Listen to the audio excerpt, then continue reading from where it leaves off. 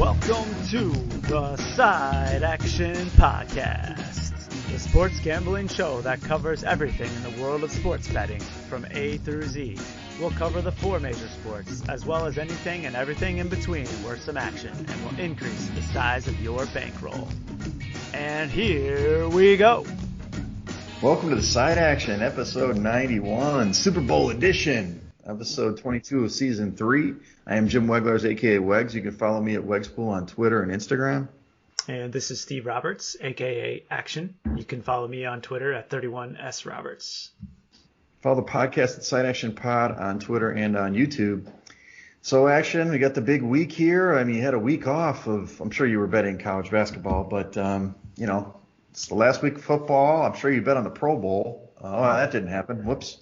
The virtual Pro Bowl. Yeah, right. It is weird to not have football for like one solid week. You have a full 2-week break, and I don't know. It's a void, I guess. I got to do other things. I definitely was feeling a little bit of an empty spot in my television viewing on Sunday afternoon. I missed it for sure. Right. Obviously in Chicago, it dumped snow Saturday into Sunday, and I did make it out. I had to dig out the car and everything. It was a solid, it was probably about a foot all in from like the week before. It was about 8 or 9 inches that night, and I got stranded at Greg and MJ's. You know Greg and MJ, of course. And it was Ulrich's birthday. My buddy Ulrich went out, got Pequod's pizza, which was nice. Went over to Greg and MJ's, had a cocktail about 11:30 midnight, trying to get an Uber home. No way, buddy. $45 for me to get home. Wow. And that was like 3 miles or less. I was like, F that. I waited. And then the Ubers were going to take like 20 solid minutes. And then they canceled twice. So I just stayed the night over there. I actually took the train home because I was like, screw it. I'll just take the train. I'll take my COVID chances, and made it in nice and easy, dug out the car, and I've been kind of just holing up in the old, Edgewater studio lately. It's not a lot to do outside right now. Yeah, I'm sure. I imagine the train was pretty empty nowadays. A couple of homeless guys. Yeah. I had to ask a homeless guy to move his bag, but no, it was pretty light, which I figured, and it wasn't a big deal. So, yeah, other than that, not a lot to report, not a lot of exciting. We got some good feedback from last week's episode on your comment about the my STD with COVID. Yeah. That was pretty funny. Supposedly, somebody told me that was the I don't know, it was the line of the season. Maybe not of the whole show, but it was the line of the season. So well done, sir. Well, there's a few episodes left, so we'll see if we can top that one going forward.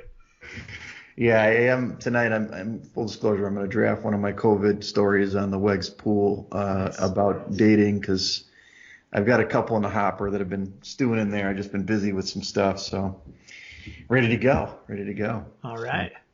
Well, let's dig into it, man. Super Bowl, man. This is it. This is the big time. This is, got to be the biggest bet game of the year, right? I mean, every year it's the biggest bet game. If you're not, you get your crazy uncle who doesn't watch football, or aunt or uncle just puts in some squares, or they throw some money on the dog. Everybody gets involved with these kind of things, don't they? Yeah, and I think I've heard some mentions this week that this is probably going to be the most heavily bet event in the history of sports, just given all of the recent additions of new states that are legalized and the different offerings that we have for domestic sports book nowadays. Right. Yeah, the thing we've talked about in past episodes, early episodes, the handle, the amount of money that's being held for the game is going to break the record. I've heard that on many a show, especially in places like New Jersey, or maybe recent places that opened up. Obviously, Illinois wasn't open for the Super Bowl last year, so for sure, a lot of money flowing, and we'll talk about how to bet it in a minute. But let's go over the kind of football stuff first. Kind of the big picture stuff. Let's talk about the injuries and the line and stuff. But the big injuries we mentioned last week, if you missed it, Eric Fisher, the offensive tackle for the Chiefs, is out. He tore his Achilles. But a new addition, Willie Gay, who I guess he had an ankle injury, but then he aggravated a meniscus, and now he's out. He had surgery, so he's going to be missing for Kansas City. And then 2 COVID guys on their list, Daniel Kilgore, backup center, and Demarcus Robinson, one of the speedy wide receivers, are on the COVID list because apparently this barber, who everybody gets their hair cut, I don't know if it's the guy in the commercials with Mahomes, but the guy tested positive for COVID, so they had to cancel all their 20 guys were going to get their hair cut there. These 2 guys had already done it. So these guys they're out on the COVID list. Kind of crazy. Yeah, that's the reason I don't get my hair cut, Wex, because these barbers, you never know where they've been. Crazy story, though. It sounds like Mahomes was next in line or a few down the line. And if that test didn't come back right at that immediate time, we could be looking at postponement or going with Chad Henne at quarterback for the Super Bowl, which would have been a remarkable story. So I've read, though, that Kilgore's tests this week have all been negative, and the timing works out such that as long as we get to Saturday and he still doesn't have a positive test, that he's going to play.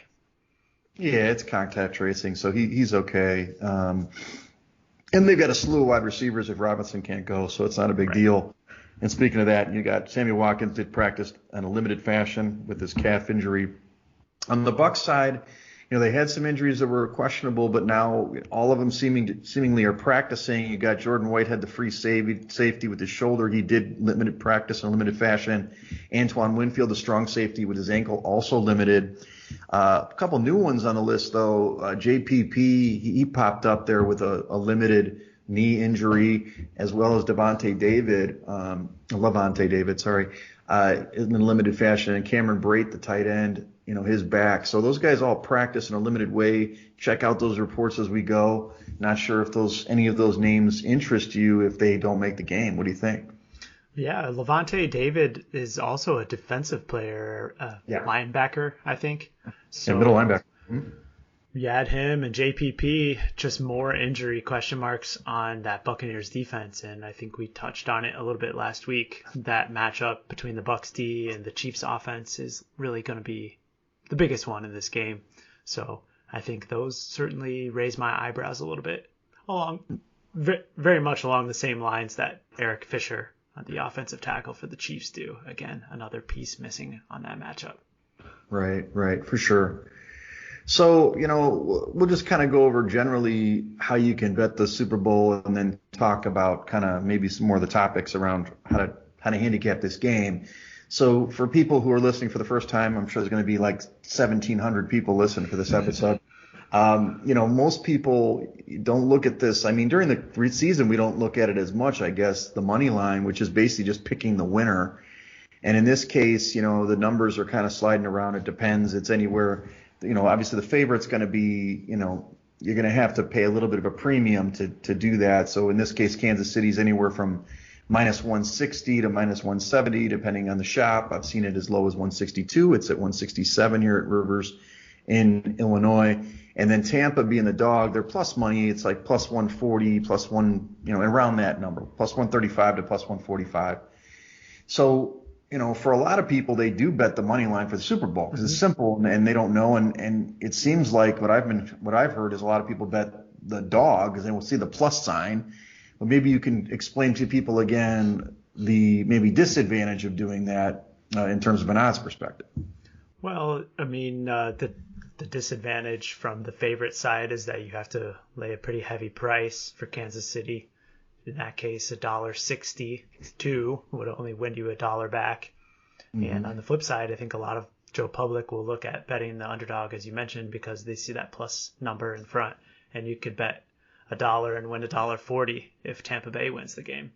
Of course, the disadvantage there is you're picking the team that odds makers suggest is the least likely to win the game. So that's where you have the spread that comes into play. And in this case, it being a solid 3 field goal, you could look at leveling your playing field a little bit and going that route if you choose. Right. And obviously that's kind of where we usually talk on this show about the spread. And, obviously Kansas City, like Ashton was saying, 3-point favorite, sometimes 3.5-point favorite if you see, depending on the book. Now you do have to lay a little bit. Usually, the VIG is like minus 110 at most shops. It's minus 115 from what I've seen, or a little bit heavier to Kansas City's side, because they're not really moving this number very much off that 3 or 3.5. And Tampa obviously getting the points at +3 or +3.5. It's just under that normal VIG. It's like minus 105, minus 110. So 110 is normal, minus 106. So for those novice bettors, it still would be better to take the points, right? And do minus 105. I mean, obviously, you're going to win or you're going to lose. But, I mean, at the same time, that plus sign is a little bit of a teaser, isn't it? Yeah, definitely. And in this case, I think looking at Tampa Bay and the very low amount of vigorish that you could lay minus 106, taking the +3 might be the way to go. We also mentioned earlier there's a few books out there that are still at 3.5. So in this case, when you're looking at Tampa Bay getting 3.5, that's pretty serious advantage over what you would get back on the money line at just +140, given the high amount of odds that this game might land on the 3. Right. And then something we could talk maybe a little more later if you like it, is that a lot of times the good thing about the Super Bowl is it's so heavily bet that the casinos go all out to give you every possible option to play this game. So there's a lot of alternate lines where you could maybe you want to get Kansas City at a lower number than the 3, because 3 is such an important number in football. Maybe it's 2.5 or 2, and then you have to play a little bit more vig, as we talked about it. Maybe it's minus 120 or minus 25, but it gives you that comfort that you're off that key number. On the flip side, you could also obviously get a lot more points or do a teaser or something that with a total or something where you could pump up Tampa's number up to 9 or something, +9, and that's a really good number for football. Yeah. Obviously, you would be paying a pretty heavy price to do that. Or the other side, if you really think that Kansas City is going to destroy Tom Brady, you could lay 9.5 and get like almost +200 or more in some cases if you think the Chiefs are going to blow them out. Right. I've actually thought about that action. Yeah. Thought about that. I'm like, if I'm that confident that they're just going to take it to them. So we'll talk about that more in a minute. So then a couple other things with the Super Bowl. Obviously, the total, we always talk about it every week. If you're listening to us, we always talk about totals. This is how many points are going to be scored combined with the two teams. Action loves to play the first half totals and sometimes, live betting second half totals. Right now, it's right around that 56 number. I've seen it 56.5. It doesn't seem to be going up right now, which is kind of interesting given these injuries that we've talked about. But, right now, when I pulled the numbers last night, actually it was shaded to the under of minus 113 at that 56, where the over is minus 108 on the VIG. So it seems to be pretty stable at that 56 number. I thought it probably maybe come, game time it'll tick up because the public will start betting the over. Yeah, well, I personally expected it to go down a little bit more from here. It opened at 57 2 weeks ago, and now we're sitting at 56, which we have been for at least a week or more. I think we reported the same number last week. So, I mean, there's a chance it could go up a little bit between now and game time. I think I read that the weather report is supposed to be really nice, so no impact there, which usually you'll see an impact to total numbers. But I personally like the over. I think that both teams are going to score plenty of points in this game. I wouldn't be surprised at all if it gets out to a slow start and you see the live number dip quite a bit. And if you really do like that over, you could get a better number by waiting in all likelihood. Okay. It's on the interesting topics section coming up, Action. We'll see 1 second there. Okay. So the last way to bet the Super Bowl, which is probably my favorite part about the Super Bowl, and I might have said this on past shows and past years, I used to do a little Super Bowl party when I was working at IDA at my old job, and used to just do a props board. Now, I wasn't the house. It was just you had to find a partner to go, plus or minus on a side. And, I basically kept track of it all, and everybody had to, exchange their money. But anyway, with the Super Bowl, there are a zillion different bets that you can make on this game. You can make bets on the sports side. You can bet on the coin flip. You can bet on the national anthem. You can bet on the commercials now. A lot of offshore books do that. So it's just a fun way to be invested in the game, and also just to kind of make it fun for the layman who's not like you or I, who's following this every week for 18, 20 weeks. Yeah, it definitely seems like way more. I mean, it is way more props and opportunities for the Super Bowl than there are for any other football game. Although in the past couple of years, the prop offering market has really been expanded at a lot of sports books for regular Sundays. So the major difference this time is the public getting involved. That's true. So there's less, maybe a little more, they're trying to take advantage of the newbies, right? So let's talk about the specific items in here that may affect the handicap, and we can talk about our, picks in a minute. So this is this is what you threw out at me. I think it was on Instagram when I made the post from last week that Tom Brady in the first quarter in like the last 7 Super Bowls, he's only scored 3 points or something like that. So 9 Super Bowls. All 9? Is it 9? Yeah. Oh, all of them? Oh, okay. Yeah. I thought it was a couple. Okay, so only 3 points in the first quarter. So talk us through how you would use that in your handicap a little bit. Well, I think the major difference this time around is the coach. Mm-hmm. And it's hard to know whether that mindset and going conservative early on was really due to Tom Brady or Bill Belichick in a lot of those Super Bowls. And I tend to think that it's probably more of the latter, knowing Bruce Arians and his mindset to offensive football. I don't expect that they're going to sit back and be quite as conservative in the years past. So I personally would not be interested in trying to play some sort of exotic prop, first quarter under or Bucks first quarter under or anything like that. As I mentioned earlier, I'm expecting a lot of scoring. So if anything, I could see some points in the first quarter. Well, one of the things I heard about on VSiN this week was traditionally the Super Bowl, of course, is this huge game, pomp and circumstance. It's, a full week of the junket of, the press, and there's all this craziness. Well, this game is going to be a little bit different than other years because it's really just a road game for Kansas City and a home game for Tampa. And sure, there's going to be press and everything, but there's not as many fans. I'm sure there will be opening things and big explosions and all that stuff. But at the same time, a lot of that early scoring doesn't happen because the teams aren't ready. They're not really ready into the game. I think that may be something to your handicap, that there may be more points scored because they're going to be a little more focused, than other times. I think, I harken way back in the 80s and stuff, in the mid 90s when they're just complete blowouts in the Super Bowl, maybe the first team would be a little bit feeling out and then all of a sudden, boom. But this one, given what we've seen on the defenses and also just the nature of these offenses, you're right. I think Tampa's got to come out and try to score, right away. Kansas City's come back in a lot of games, but you can't just get down to Kansas City 14-0. I mean, you just can't do it. So, we'll see how it goes. What about live wagering? So this is something I guess I just led myself into this, that Kansas City, we've talked about the money line where it's at, minus 160, 165, 167. So it's probably wise to wait and see if they fall behind in that first quarter to see if you get a better number, right? Yeah, I mean, they have shown a propensity to do that in playoff scenarios over the last 2 seasons. They even fell down in the Super Bowl last year, 20-10, early in the first half. So, I mean, you're certainly taking a risk there if you really do like Kansas City, and the chances are that they come out and do get a lead, then you miss your window of opportunity.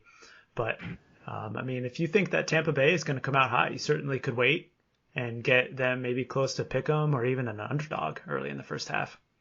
Right, for sure. So to me, and obviously this is obvious football, that, there's 2 different matchups, Tampa's defense against Kansas City's offense, which we've kind of alluded to. I think that's the critical part of this game to me. I think that Tampa probably will score on Kansas City a little bit, the offense versus defense, but I don't think Tampa's going to stop Kansas City, but can they do just enough, right, especially early, and to slow down this attack? And more importantly, can they turn them over? I think that, Mahomes is, we can talk about that in the props, he doesn't turn the ball over a lot, but he's had a couple games where he's had some turnovers, like he did against the Dolphins, if I'm not mistaken, three turnovers there. I think he had another game that he's had quite a few turnovers. But other than that, he takes care of the football. So what's your take on that matchup? I fully expect that the Tampa defensive line is going to get some pressure on Mahomes. We touched on that last week, but he is just a magician back there and his ability to avoid the rush. And I think in the first meeting, Bowles actually kind of blitzed him a little bit in the first half. And if you remember what happened in that first half, he just torched them through the air. Tyreek Hill was running wild. Yeah. So I think that Bowles is probably going to try and just rush with 4 early on and see if he can get home with the likes of Shaq Barrett and JPP. And if they have some success, I mean, we'll know right away those first couple of drives what Tampa's game plan is. And if they have success rushing Mahomes with 4, it could be an interesting outcome. I mean, I don't really fully expect them to have a ton of pressure, though, just with those 4 guys. And even if they do, Mahomes has ability to get passes off, and I think he'll be able to scramble more this time around. What are your thoughts there? Well, we talked about it last week. Is Bowles going to be stubborn? Is he going to be stubborn? Is he going to play bump and run coverage? Is he going to play his normal blitz the house style? It's hard to change, and they've been fairly successful with it. I do think we talked about last week the officiating is going to make a difference if they're going to be able to press cover those wide receivers and Kelsey and get all up in their grill. I think that if they make Kansas City go methodically is probably their best path to winning, to be honest with you. But, Arians is kind of a gunslinger too. I think that they're going to we'll see if they have the smart game plan. I guess I'm looking at the game plans we saw against Breeze and the gang. They just played them close to the vest, and they should have lost the game except for some bad turnovers by the Saints. Green Bay, I love the way they came out. They were physical. They played up on those big receivers and got into them. I think if they do that, they're going to get torched, like you said. So I do think it behooves them to just maybe not sit back in zones, but really sit back, see if they can run the ball. I mean, Kansas City, they're not really a running team, and Tampa stops the run. I'd make the running game beat you if I were Tampa, personally, but we'll see. If it's a closer game, is what you got to try to see if Tampa can get to the fourth quarter. That's the way I look at this game. The only way Tampa's going to win is they get it to the fourth quarter in a tight game or they're ahead, and then make Mahomes be a magician. If you try to push them early, you're going to be down early and you're not going to be able to come back.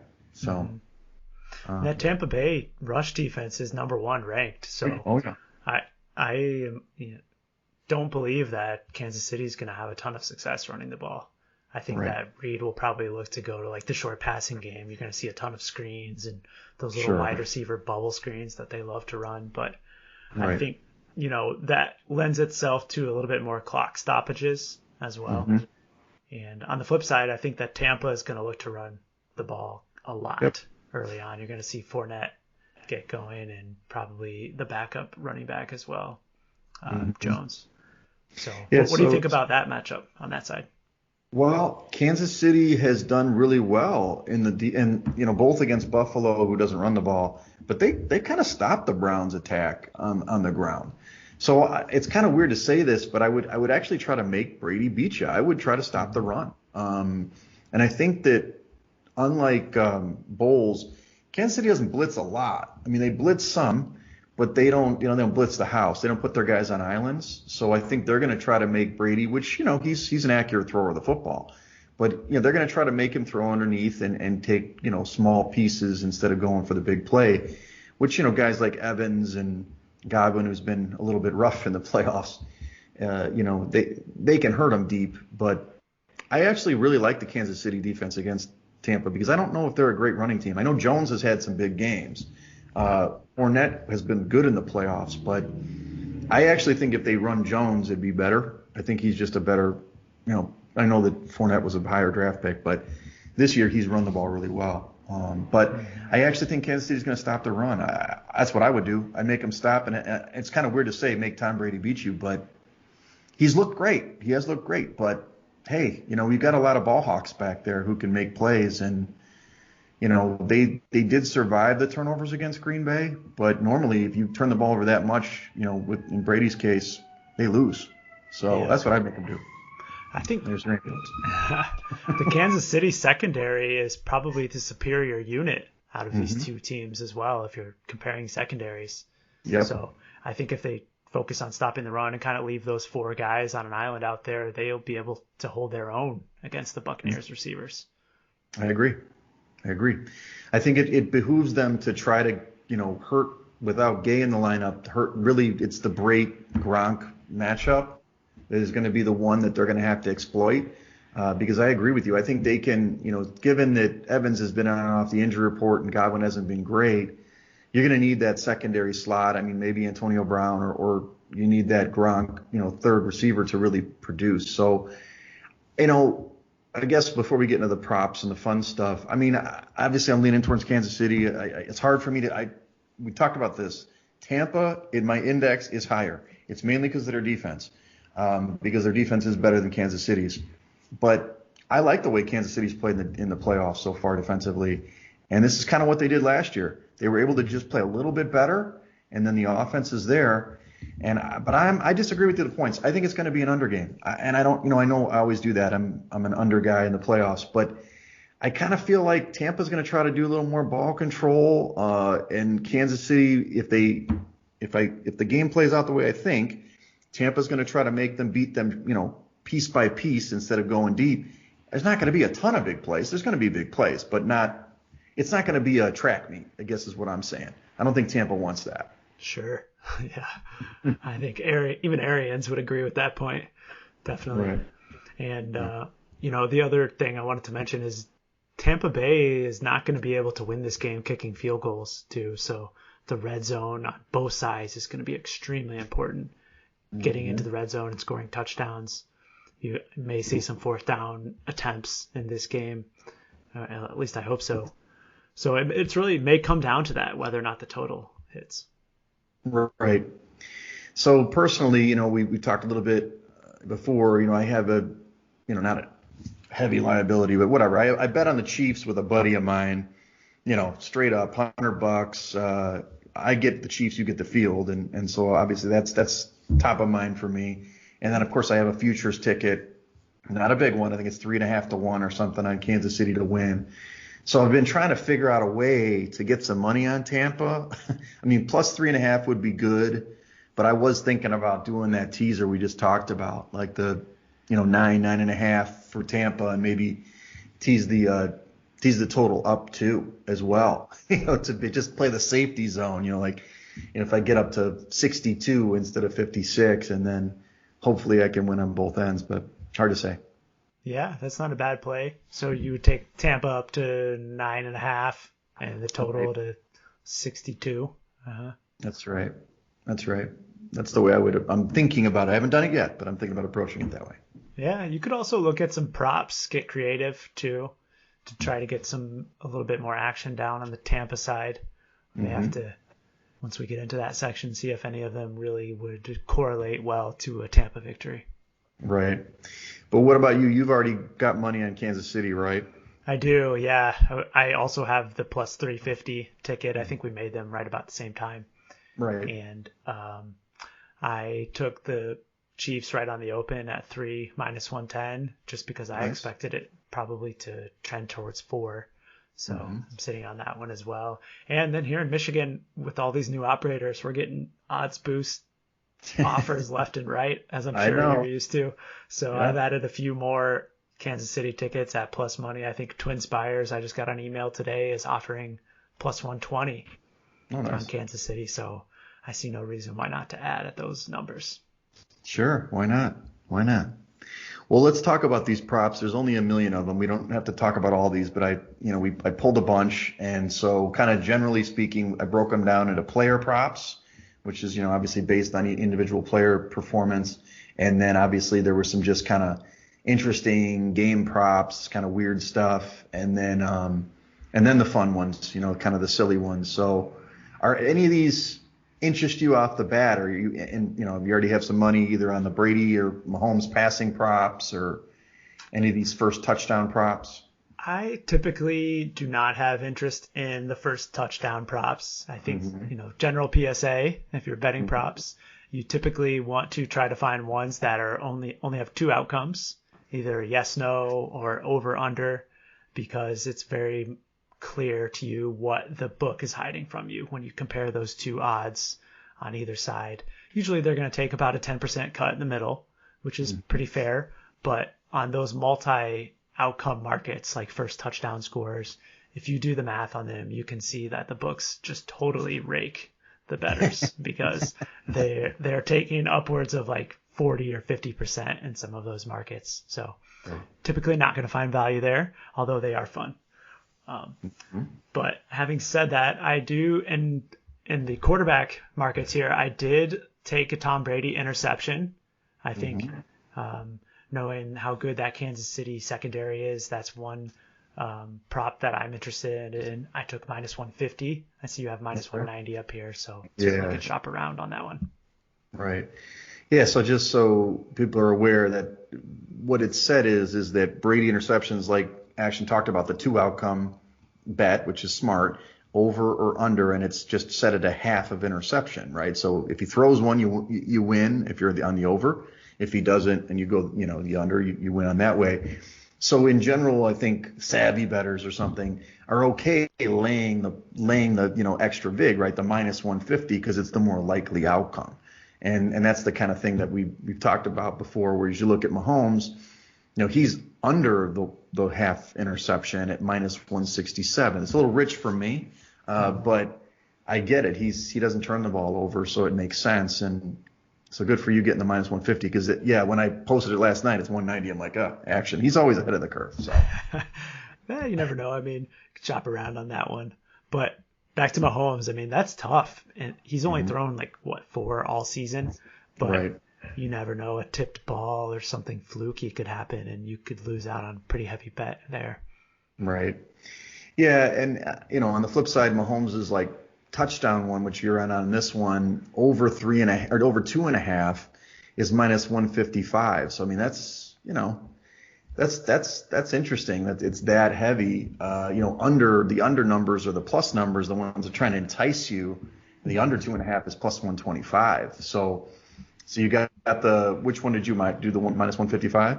Yeah, I took over 2.5 passing touchdowns, minus 155, and I think this goes back to the Tampa Bay rush defense, which we talked about earlier, especially in that red zone. I think that they're going to have a hard time running the ball, which we know that Kansas City is going to get into the red zone, or at least we hope.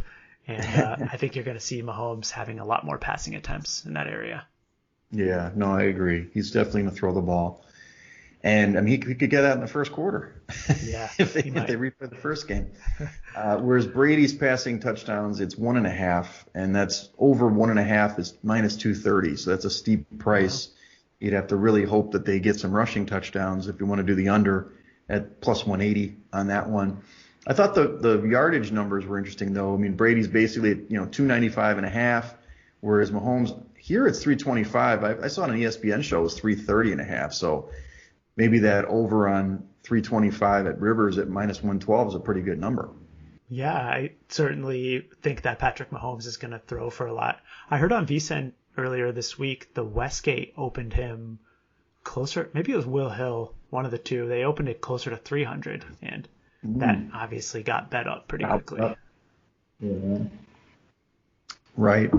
Yeah, so maybe there's some analytics buying under 325.5, but. And yeah, those first touchdown props, I mean, this is where every novice bettor's like, yeah, I'm going to win 6.5 times. Kelsey's going to score the first touchdown. But if you look at the list, I mean, it could be anybody. And in these games, crazy people step up, right? You get people that you never even heard of scoring that first touchdown. And although Brady at plus 3,500, that's a juicy number if he does his, classic quarterback sneak or something like that. Yeah. They won't do that. Last year, I think it was Mahomes last year, right, who scored the first one? He did. The quarterbacks have been hot this season. I think, Tom Brady is obviously a long shot given his age and propensity to sneak. But I don't know, any other dark horses in here that you might throw a dart at or think would be a good bet? Well, I definitely, if you look at this list, they obviously think Kansas City is going to score first for the most part, right? You've got all the numbers on that side. I like a guy I like Jones. Like I said, I think Jones is I know that Fournette is getting a lot of the shine here. He's at plus 1050, 1,050 for him. But Jones is plus 1,800. And before the injury, I like Brait because I think Brait is going to get the ball a lot in this game. He's at plus 2,200. I don't know what's up with this back though. What is this? He could have a flare up and warm ups and whatever. But I do like Brait because he's not steady. He'll get 4 balls in a game, in a normal game. I kind of see him getting like 7 targets in this game. 7 to 10 targets. Just getting just peppered with 8-yard outs and stuff. So I like him in this side too.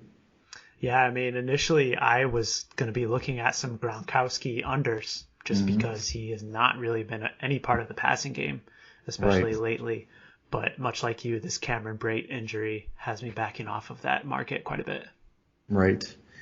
Now you listed the anytime touchdown props, which was you listed Fournette and Mike Evans. So this is the score at any point in the game. You've got Fournette at plus 125 and Mike Evans at plus 120. Are those? Do you haven't bet those? You just thought those were interesting? No, these are 2 bets that I made already. Okay. And when you say anytime, so it's a little bit different than the first touchdown market in that these players just have to score. So essentially, it's betting them over 0.5 touchdowns. Sure. And Fournette, I think, is a very good bet given his last few game logs. You've seen him get a lot of carries inside the red zone. I think he scored a touchdown in every single playoff game this season. So I like that one at plus 125. And same for Mike Evans, really. He's a big target in the red zone that Brady really likes to go to. So thought I would take a shot with each of them at a little over plus 120. Gotcha. You also listed some receiver and running back props. These are all pretty much yardage based. You've got Hardman, over 24.5 receiving yards, which seems pretty low at minus 108. You've got Godwin under 79.5 at minus 105. And then the over guys, you've got Kelsey at 95.5, minus 110. Fournette for receptions, okay, 3.5 at minus 125. Hill at 6.5 receptions, minus 145. And then Williams, that was another guy I would say for first touchdown too. He could be one of those guys. You've got him under rushing yards, 45.5 plus. Okay, this is a double. Okay, total yards basically for him is 45.5 at minus 135. So, are these all that you put in on, or are you just interested? I have made all these bets too. Excellent, Mr. Prop. I got probably 15 here on the list here, Wegs. Oh, all right. Yeah. I mean, I think I'll pick out some of my favorites here to handicap. I mean, Travis Kelce, that's just a drop in the bucket for him. I mean, looking at his game log here, I think he's gone over 95.5 receiving yards in 1, 2, 3, like 8 out of the last 9 games. So I have a feeling that Travis Kelce is going to have a big day in the middle of the field for the Chiefs, and I like his over yardage a lot. Same for Tyreek Hill, although I did look at him with receptions in this case. I think that they're going to look to use him a lot in that bubble screen game and get the ball in his hands and let him create a little bit. So I like that one. And you mentioned Darrell Williams. I think that Clyde Edwards-Helaire is going to be back, and they're going to be looking to get him involved more on the offense, which I think will result in some lower options for Darrell Williams. And so that's why I played that one under. I would like to see receptions for Clyde Edwards-Helaire. I think that he's going to get a lot of those dump offs in this game. You mentioned it before. It's not just a bubble screen game. I think, given the rushing attack, just trying to get him out in space, I think I could see him getting 5-6 catches in this game. So if his prop's probably around 4.5 or something, that might be an over for me. Yep. I think he's going to get the ball a lot. How about defensive props? Now, this is something that I like to look at mainly because, I think it's going to be an under game. It's maybe not like remember the New England Rams Super Bowl, like whatever that was, horrible. It's not going to be like that, but just a little bit tighter game. So total sacks between Kansas City and Tampa over 3.5 at minus 165. I'm assuming that's in your stack. It is, yeah. This is probably my favorite prop that I've played all week, and it's definitely popular among the sharps. I've heard it mentioned by several radio guests this week, and I think it really comes down to the Chiefs' offensive line woes. And on the flip side, Tom Brady is just completely immobile back there. So I think between the two defenses, going over 4 minus 165 is a really good bet. Right. I'm sorry, 3.5. 3.5. Yeah, right. Yeah, and these guys I listed, I think they all could get a sack. A lot of these props are whether this player is going to get a sack, like 0.5, yes or no. And, Chris Jones for Kansas City, you mentioned about the immobility of Brady. He's at plus 125 to get a sack. Jason Pierre-Paul's at plus 120. And Devin White, who doesn't blitz a ton, but he's been having an incredible postseason. I kind of feel like they're going to add him to the mix, especially in pressure Mahomes. He's a plus 145. I know I don't want to go super long shot, but I like all those three guys. Yeah, I could see Devin White playing a spy role on many passing downs too, knowing that Patrick Mahomes likes to get out of the pocket a little bit. I would expect that Bowles is going to try to spy him quite often. Right. So let's move on to the fun ones. I know that you don't have this in your stack. You don't have the coin toss, but we have to say it because everybody bets it. Heads and tails, they're even odds, guys. It's minus 103 at Rivers on both sides. So, you want to just throw your money in there. Good luck. You didn't put that in your stack, right? No, I haven't. I'm still waiting to get some feedback on the actual coin. See if we can get an inspector out there, check out the coin. You might have me throwing some money down. Exactly. What's the weight of that? Dollar. I'm sure it's a silver dollar or something. So here's some fun ones that I thought could be played or may be interesting, like just the first scoring play, whether it's Tampa's TD, Kansas City's TD, or a field goal. There's different ways to go, and they're all plus money because obviously, again, this is the action rule. Multiple outcomes, bad, right? Less chance. But field goals, for like a Tampa field goal plus 420 or a Kansas City field goal plus 430. I mean, they're probably going to go for touchdowns, right? Tampa's at plus 195 for the TD and Kansas City plus 155. So I know that you won't go in on any of these, but it's fascinating. And the plus 420 and plus 430 are field goals, I take it? Yeah. Yes, okay. They're field goals, right. So the first score is a field goal by Kansas City, plus 430. So $1 to win 430. Yeah, I think this is one market where I might be willing to take a shot at a field goal, even though I mentioned earlier this is going to be a touchdown-filled game. I think in the first quarter would be the moment that one of these coaches might choose to line up and kick it. Absolutely. This one I really like. 2-point conversion. Yes, plus 230. No, minus 305. I mean, we've seen a lot of 2-point attempts at least. Maybe they're not hit the conversion. Plus 230 is good value there. You figure there's going to be at some point, there's always weird numbers. And it's same with the missed extra point. Yes is plus 195. No is minus 250. Now, I think that's a kicked extra point. I have to double check the rules. But either of those interest you. I'm sure they're not in your card, but I like those. Yeah, I think that they really kind of go hand in hand, especially if you consider that a mixed extra point might lead to a coach's decision later in the game to try to get that point back. So in that case, looking at these two in tandem, I would probably gravitate more towards the 2-point conversion. Right. And then some of the other ones, I'll just kind of roll through some of these that are just goofy. The onside kick, an attempt of an onside kick, plus 2,000 action. Exciting. Special teams touchdown at any point in the game. Yes is plus 550. No is minus 910. You got to pay heavy for that. But how about the old the behemoth, the old offensive lineman, defensive lineman TD? Yes plus 800. No minus 2,000. Wow. I think the first advent of the prop was when Refrigerator Perry scored that touchdown in the '85 Super Bowl. So I know. It could happen again. My lone Super Bowl, that's right. Lone Chicago Super Bowl. Then the last thing is kind of an interesting one, unanswered. So if a team scores 3 times unanswered, the yes is minus 220 and the no is plus 170. So that's interesting. It's more likely that'll happen. Yeah, I think when you really break it down, that happens more often than you really realize because the first score is kind of one that you can throw out the window. It's really just scoring twice in a row after the first score. Right. Gotcha. Anyway, and then obviously some of the other silly ones that I like to put on the prop board at the party. is, the color of the Gatorade or the color of the liquid on the winning coach. The Weeknd's first song, I know you're in on that one, actually, and I don't know him too well, but he's got a song in mind.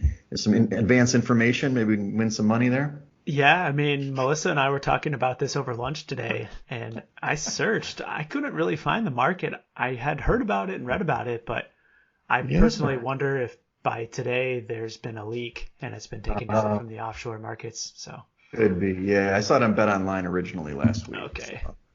So that's where I searched, and it looks like they've taken it down. So apparently the Weeknd has leaked. The other ones that are just goofy are just about commercials, and I actually heard some things that may have affected this market, but basically which of these would be the first commercial, which product out of Anheuser-Busch's cavalcade of products will be the first one that they do, like Bud Light or Budweiser or whatever. A DoorDash by character, like which character? I guess it's like Sesame Street or something like that. So is it Cookie Monster or Big Bird or something? The first interracial couple shown. Apparently, I don't know, is that plus minus? I'm not sure what that one. I saw that on Bet Online. And then the number of commercials with dogs, number of commercials with masks in them. That's an interesting COVID thing. And then I'll skip the field. Then also, will there be a COVID vaccine commercial? Yes or no? This is I like the yes on that one. Of course. So I don't know. There's some goofy props. I probably won't get in on those entertainment props, but I'm definitely going to hit some of those, player kind of weird props that we were talking about there, just to have some interest in the game. Yeah, I mean, it's definitely, as I mentioned earlier, props are available every weekend, but I think that you really have an opportunity to get a lot more value out of the prop market on this game day because there's so much more public money that floods into the market on some of these, especially on like the popular players. You're going to see their yardage and their catches probably get a little bit inflated at some point by game time. Right. I also wonder, just as we close out the Super Bowl segment here, I mean, because of the propensity of using, apps on your phone, and you obviously have various states that are doing their thing, you wonder if that run-up on all of these things is going to be dynamic, up until kickoff, because most of it closes off at kickoff for everything from the total to the spread to all these props. I mean, so does it behoove you to wait, or you think that some of these numbers obviously are going to go the wrong way on you, but I guess if you like Kansas City, bet them now, right? Because they could get bet up as a spread bet, right? Yeah, that's I mean, I do think that the Kansas City money line is going to go down a little bit between now and Sunday because you're going to see some public money hit Tampa Bay as the underdog. Right. And, so I'm going to be looking out for that, although I don't probably need to get any more down on Kansas City by then. But right. I think on the props, I mean, if you haven't gone over props that you're interested by now, it might be a little bit too late given the current day. But if you're trying to play some unders on any particular players, I would definitely suggest waiting until game time because you're going to get a higher number to go under between now and then for most players. Gotcha. And just to recap, I am picking Kansas City. I am picking them to cover the spread, and I'm picking the under for this one.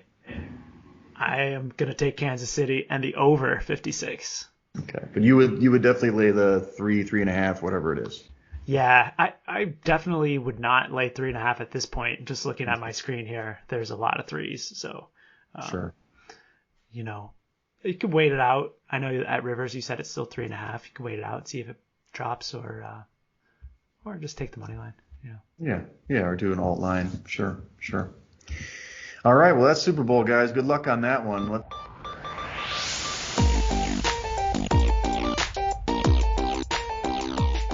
Let's transition to the hoops. We'll close out with NCAA hoops. We've been staying hot. If you've been taking our picks, you're winning, so good. Let's let Action review his index if there's been any excitement here. You had an interesting tweet I wanted to mention after you go over this list. Oh, sure. I'll be interested to hear that. I don't remember, but maybe it was a tweet I liked. But yeah. I noticed today, Wegs, that Baylor has jumped Gonzaga and KenPom. They have. Did you catch that? I did. and for good reason, because they are just whipping ass lately. Yeah, they're awesome. And, however, in my index, I still have Gonzaga as a hair better at number 1, but between, to be honest with you, if they matched up tomorrow, I think I would take Baylor. Yeah. Yeah, Baylor is. I went against them, but actually, I tried. Texas. I don't know why. I was so stubborn. Listen to action. You gotta do it. So what I was gonna say, I thought you liked this tweet. Maybe I just saw it. Was that there were 5 teams listed in this tweet, and it was like the highest rating on KenPom or something like that. And it was like Kentucky 2015, the 2015 Kentucky team. There were a couple other teams. It was Gonzaga and Baylor were like 2 and 3 or 3 and 4 on that list out of the 5 teams. The other 3 teams, I'm pretty sure, all won the title, or at least were in the finals. So, I mean, is it setting up where we can just book it? I mean, it's going to be these 2 teams, and we know it's college basketball. You never know what's going to happen. But these 2 teams, as you said, are just light years ahead of the field, right? They are. Yeah, I recall the tweet now. I think it was the top KenPom teams in the last decade. Yeah. And both Baylor and Gonzaga were on the list in the top 3 or 4. Right. So just shows you that there's real data behind how good these 2 teams are. And, I mean, I wouldn't necessarily book it given all the tumult that's going around us. You never know who might get sick during the tournament or who gets injured between now and then. But I certainly am likely going to have both Gonzaga and Baylor in my Final Four. There's no doubt about that. Well, what I noticed last night, what I try to do, and it's really hard to do, is that I try to track the point spreads and then against this, format that I use to track the teams. And almost every team in a given week covers a spread and doesn't cover a spread. They're 1-1. It's like right down the middle. And even great teams, not great teams, really good teams like Houston. I was like, I'm going to be on Houston. They lost last night. Yeah. Well, how the hell they lose? And then there were teams that you were like, they lost the game? Like, it's not just they didn't cover the spread. They just lost outright. I mean, it happens all the time. These 2 teams, I mean, the Zags don't have the same kind of conference that Baylor's playing in. But, I mean, look at some of these teams. Georgetown beat Creighton last night. Yeah. How the hell does that happen? Didn't Villanova lose? Yeah, they lost last night too. Yeah, St. John's beat them. Like, how does this happen? When you look at these teams, it's not that they're inconsistent. They're college kids. They don't know if they're going to win. I think didn't West Virginia did. They won the game, but they didn't cover against Iowa State. But my point is, it's very hard to be consistent at the college basketball level consistently. Baylor hasn't covered 1 time this year. 1 time. And the Zags, they have such inflated numbers. They're not going to cover as much as Baylor. But crap, I mean, it's these teams are really, really good, to your point. So let's go over last week's picks. We went 4-1. Awesome. Again, this is winning picks, guys. So start getting on our bandwagon. Illinois did cover the number against Iowa. It was 1.5 in our list, but I think it actually ticked up to like 2 maybe, or maybe it was even 3. They won. They just squeaked that one out, but they did beat Iowa, which was awesome. We had a couple cancellations though. St. Louis got postponed at Richmond. UCLA again against Oregon. But you called it, man. Boise State took down my Rams. They went to Fort Collins and took them outright. They were a 1-point dog on the road. The one loser was Alabama. Alabama got off to a slow start against Oklahoma. Oklahoma's one of those teams that actually covered 2 times this week.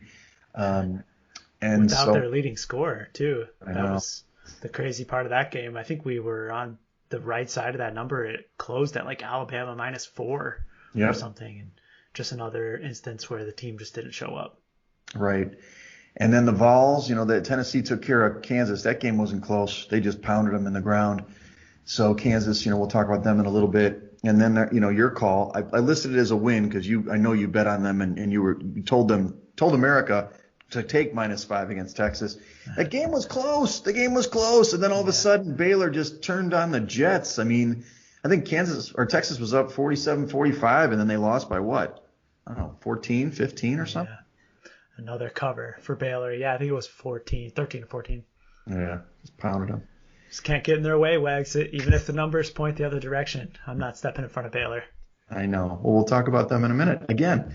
So we love Friday night action. I was all excited about the Aztecs against the Lobos, and that game got totally canceled, not even just postponed. I know. It's funny. I was trying to bet San Diego State last night in the Right. same matchup, and I kept refreshing, and I'm like, where the hell is this number? And then I saw on Twitter that the whole series was canceled. So no luck there with the Aztecs. Yeah, they're a team actually on the rise. It's weird. They're technically third in the Mountain West, but their KenPom numbers are really good. So it's a team I'm gonna be watching the next month or so. But you do have Friday night action. We've got it, America. He's gonna find it. Action's always gonna find a game.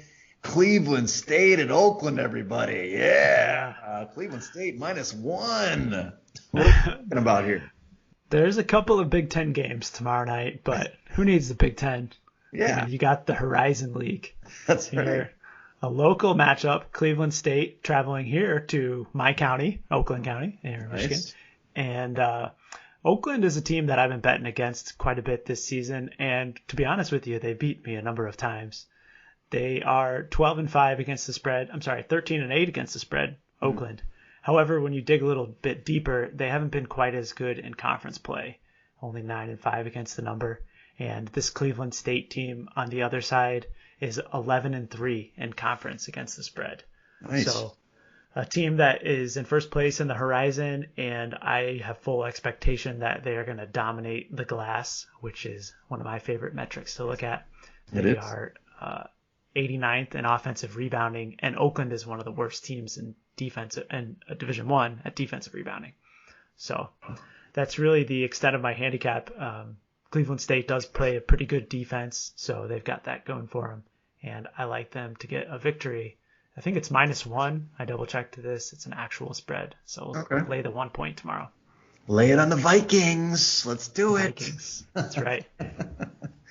All right, well, let's move to Saturday. Huge slate of games on Saturday. Just awesome grouping here. Start with Alabama against Missouri. Missouri's been kind of the talk of a lot of people. I've heard a lot of people talk this team up. Oh, they got so many quad one wins and yada, yada. I look at KenPom, America. I like Alabama here. They're going to Missouri. We're looking at it as Alabama as a 3-point favorite on the road. I don't know. We'll see when that actual number comes out at. I mean, we love the Tide. They didn't do good against Oklahoma, but they bounced back later this week. So can you get on board with me with the Tide? Yeah, I like Alabama a lot. They had an off night, or I guess that was last weekend. We touched on that. Right. But I'll be interested to see what the number is. This was a KenPom projection, Sure. Alabama -3. But I, like you, think that Alabama is a much better team than Missouri. I've got them rated about 6.5 points better on a neutral. Right. Their defense, surprisingly, it's hard to think that a Nate Oates team plays defense, but they're 8th ranked in defensive efficiency this season. I know. Certainly another factor that you don't normally bring into a Nate Oates coached team. That's right. We were a little worried because Oklahoma kind of dominated them on the glass, what we talked about. Yeah. So I don't think Missouri's that team. I think against certain teams we'll have to watch out, but I don't think Missouri's that team. And I'm not trying to beat up on my cousin. He went to school here, but this Tiger team is pretender. Come on, let's go. Let's get them out of the way. Yeah, they don't really quite have the offensive firepower that some of the other SEC contenders do. Right. Well, let's stay in the SEC. Florida's going to LSU. LSU is actually, they didn't cover twice in a row this past week. Florida's kind of been on the rise metrically. You're listing them as a 1-point dog on the road on Saturday. Is this a game you like for the Gators? Yeah. Oh yeah. I think I've bet against LSU like 3 straight games now, and Right. I'm in no hurry to stop. And Florida, like you said, has been on a tear themselves. I think they've won 3 or 4 in a row. Yep. And just pulling up their ATS number and even covering too. Yeah. They lost to South Carolina last night. That's right. But, They were one of the teams that I said, oh no, I forgot about those guys. But yes. But before that, you touched on it. Florida has been playing a lot better ball lately, and I have full interest in going against LSU. Right. Gotcha. Well, let's go back to the Big 12. Kansas is going to West Virginia. I love Hugs. I love him. He's the greatest. But even though I dogged Kansas in the last segment there of college basketball, something's wrong with West Virginia. They're not playing right. I don't know what it is. Maybe there's an injury. I haven't followed them that closely. They didn't cover in 2 straight, and I just kind of like Kansas in this one. maybe it's a mistake, but I'll take plus points on the road. +2 is what we're listing, and this is Saturday at 1 p.m. Central. Yeah, I think this is probably a good pick. I've got these two teams rated about dead even. Mm-hmm. So if you're getting a couple of points, I mean, both of them are really good on the glass, so no real mismatch there. And I think that Kansas appears to have a better defense, so can't go wrong with that either. Right. This one you might disagree. Illinois, they're hosting Wisconsin. Wisconsin's been obviously really good. These are two really good basketball teams. This is also on Saturday at 1:30 Central. I'm just looking at Illinois is getting it done. I mean, maybe just barely. They barely covered the other night for me. But 4 points might be a little steep for me, but I do like Illinois in this matchup. Maybe not with 4 points. I think you're probably on the right side here. I actually show Illinois as a 4.5 point better team, and playing in Champaign. Although we've talked I forgot to do my homework. I realized. It's okay. We failed you, America. Next week. You do have the road Big Ten angle though in this one, and Illinois just picked up a great road win the other night at Indiana. Yep. And I think that their big men, Kofi Cockburn inside, is going to be a mismatch for Micah Potter in Wisconsin. Agreed. So I do think that Illinois is going to be able to dominate them inside, which is a big edge. Did you see that game-sealing dunk the other night? Yeah, by Cockburn. Yeah, exactly. Sorry, Mr. Roberts. That was against your team. It was a sick dunk. Exactly. All right, so then to the Pac-12. I'm going Pac-12 now. I know I'm trying to get Pac-12 involved. I'm trying to get the West Coast people. USC is going to play UCLA. Let's hope these guys play.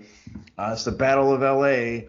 I've been on UCLA, against Oregon, but I think USC is actually really damn good. This USC team, from what I can see in KenPom, I mean, they have good metrics on both offense and defense, where UCLA seems a little bit more offensive-minded.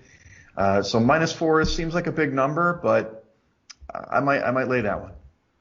Yeah, I mean, I really try not to watch the Pac-12 or bet on it at all, so I'll probably pass on this one personally, but they do have really good numbers, and talk about rebounding, 6th ranked in the country on the offensive boards. There you go. That's what I look for with action. Get those stats for you. Back to the Big Ten. This is on Sunday now. Iowa is going to Indiana. Iowa is a 2-point favorite on the road. You like the Hawkeyes here, even though Indiana's been playing better. Yeah, if you recall 2 Thursdays ago now, it might have been Thursday, Indiana went on the road to Iowa City and beat the Hawkeyes. And they held Iowa down in the last 10 minutes of the game. I think they maybe scored less than 0.9 points per possession down the stretch, which was completely unfathomable at the time. Right. And I don't think that there's any chance Indiana can repeat that performance.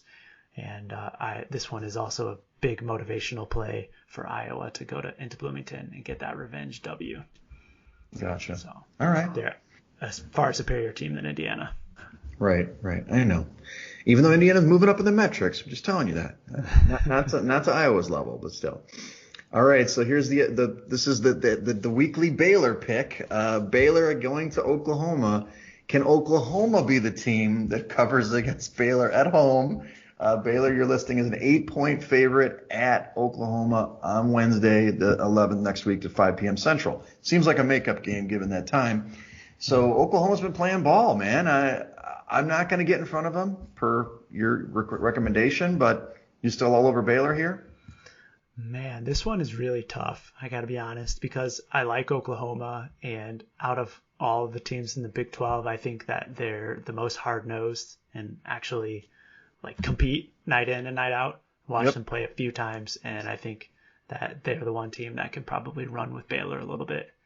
However, I have Baylor about 13 points better than them, so it's really hard for me to take 8 in this case, and I'll probably just end up passing on this one. Gotcha. I'm trying to pick a spot to fade Baylor. You just can't do it. You can't fade this.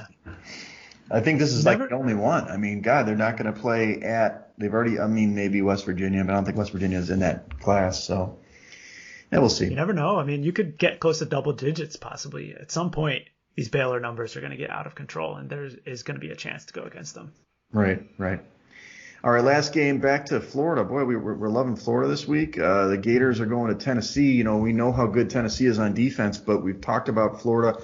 I did post this before the loss last night, just so you know, America. So I was all about their surge and thinking that the Vols can't score with this team because unlike normal Florida teams in the past, they're usually defensive minded. This team can score.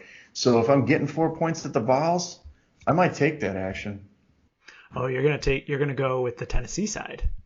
What's that? You're going with Tennessee? No, I'm sorry. I said that. I'll take 4 points for the Gators at the Vols. Okay. What I meant to say. Yeah. We're on the same page here. I was also eyeing this one next week, and I think that this Tennessee, I have real concerns with Tennessee's offense. Right. To be honest, I think they lost again this week to Missouri, in fact. Mm-hmm. And Florida defense is not quite as good as they have been in years past, but they're still serviceable and 50th ranked in defensive efficiency. It's that Tennessee offense, which I think is out of the 4 units is the weakest link in this one. So I agree. I'm going to be on Florida. Look at this. Let's keep it hot, America. We're rolling into March. We're going to be getting all these picks, trying to make some money. On that note, just a reminder, we'll be out in Vegas. We're out there, America. We got to check. I actually got to check in with some people to see if they're coming besides our normal group here. So I'd love to have a group out there to have some fun. We're going to be at Stadium Swim. We're going to be out there the 17th through the 20th, 19th, Yep. 20th. But we'll be at Stadium Swim on the 19th. So hopefully you can meet us out there. Pretty excited about that action, given the crappy weather in Chicago. Looking forward to being warm and jumping in a pool and maybe winning some money. Yeah, a couple of vitamin D sun rays on the skin will go a long way, no doubt. The other thing, what's good about being around action in Vegas, the guy can throw dice like nobody's business. And I had a vision that I had an action-like run on the table. Oh, nice. Oh, yeah. Yeah, just throwing. Couldn't be beat. Hard 6, hard 8 all day, getting those extra points. So I'm envisioning it for us when we go out there. Well, I definitely am ready for that and would love to pass some of that hot dice magic over to you or Art or anyone else for that matter. That's right. Artemis Prime and Dempsey likes the tables too, so it should be a good group. So sweet. Yeah, the Circa tables are perfectly aligned right in front of the sports book too. Oh, so nice. There's a few craps tables right in front where you can get a whole view of the sports book. It's a great setup. That's awesome. All right. Well, that's the episode. It's a mega episode this week with the Super Bowl. I'm sure the episodes going forward will be a little shorter, just talking about college basketball. But thank you for listening. Like the podcast, subscribe to the podcast, like the YouTube channel, like the videos. We need as much support as we can. We've been pretty good this season, giving you some picks, both obviously in college basketball lately, but also in the NFL. So we want you to win money. All right. So follow us at Side Action Pod on Twitter and on YouTube. And follow me at wegspool.com or Wegspool on Twitter and Instagram. And follow me on Twitter at 31sroberts. All right, good luck everybody. Enjoy the Super Bowl.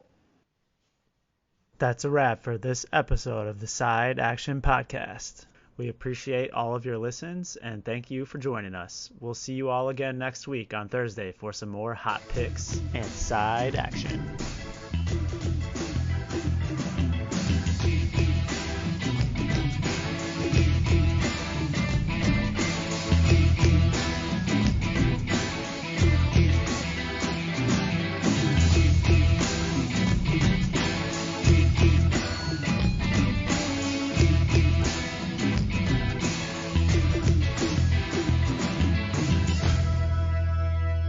Side Action Podcast, its owners and associates take no responsibility for the opinions or statements made by the show hosts or their guests. Statements or show topics are not necessarily the beliefs of this podcast, and opinions between talk show hosts may conflict. Individuals following the advice given on the podcast accept their own risk of losses from wagers made, as the Side Action Podcast, its owners, hosts, associates, or guests will not guarantee any advice given. The opinions and advice given on the Side Action Podcast is for entertainment purposes only. Gambling problem? Call 1-800-GAMBLER. Intro and outro and transition music credits. Song titles Jerry 5 and District 4 by Kevin MacLeod at incompetech.org. Licensed under Creative Commons Attribution 3.0. creativecommons.org/licenses/by 3.0.